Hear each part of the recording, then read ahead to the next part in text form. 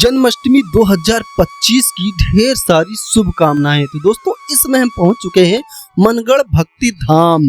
दोस्तों हमारे सामने दिखाई पड़ रहा है प्रेम मंदिर और दूसरी साइड जब हम चलते हैं तो भगवान श्री कृष्ण की झांकियों का नजारा दिखाई पड़ता है।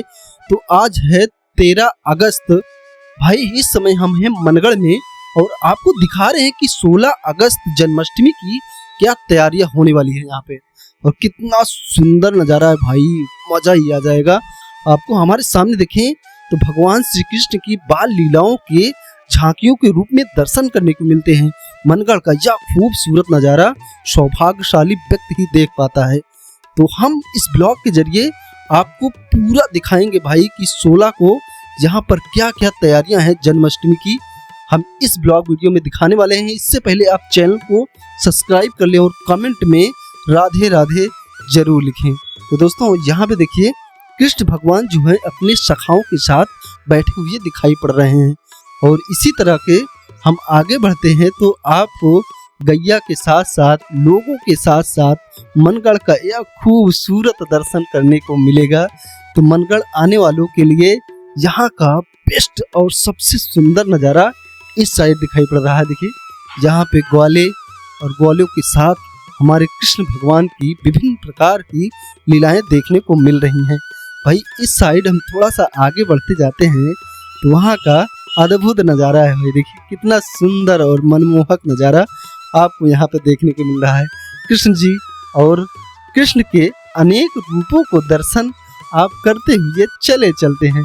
तो सीधा हम आगे बढ़ते बढ़ते जाएंगे तो विभिन्न प्रकार के दर्शन जहाँ पर कृष्ण भगवान नृत्य करते हुए आपको दिखाई पड़ रहे हैं और उनके आसपास में पशु पक्षियों का यह नज़ारा दिखाई पड़ रहा है।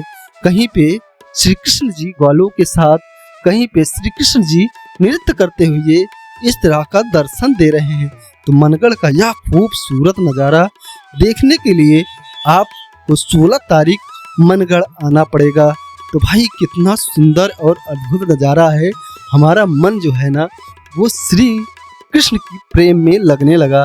तो हम धीरे धीरे उस प्रेम का अद्भुत नज़ारा देखने के लिए आगे बढ़ते चले जाएं। तो यहाँ पर भाई और अनेक रूपों को दर्शन करने के मिलते हैं। जगह जगह भगवान कृष्ण के रूपों को अनोखा दर्शन कर हमारा मन गदगद सा हो रहा था।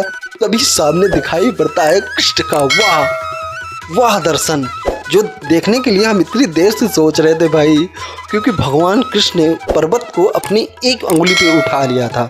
अपने सखा के लिए, अपने लोगों के लिए, अपने समाज के लिए भगवान कृष्ण ने इस पर्वत को अपनी अंगुली पे उठा लिया, क्योंकि बारिश हो रही थी और कोई भीग न जाए, इसलिए भगवान ने पर्वत को उठा लिया था, जिसके नीचे सभी ग्वाले पशु पक्षी जाकर बैठ जाते हैं और बारिश से बच जाते हैं।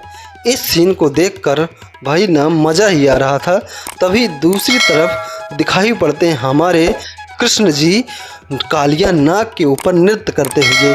इस कालिया नाग के ऊपर भगवान कृष्ण ने इस तरह नृत्य किया कि इसके फन से ना खून निकलने लगा। बड़ा घमंड था इसे। जब भी बाल सखाओं की गेंद समुद्र में चली जाती थी तो यह कालिया नाग उन्हें देता नहीं था, इसलिए उसे सबक सिखाया। तो आगे की तरफ बढ़ते हैं तो भगवान कृष्ण और राधा के प्रेम प्रसंग का एक अनोखा दर्शन यहाँ पे मिलता है।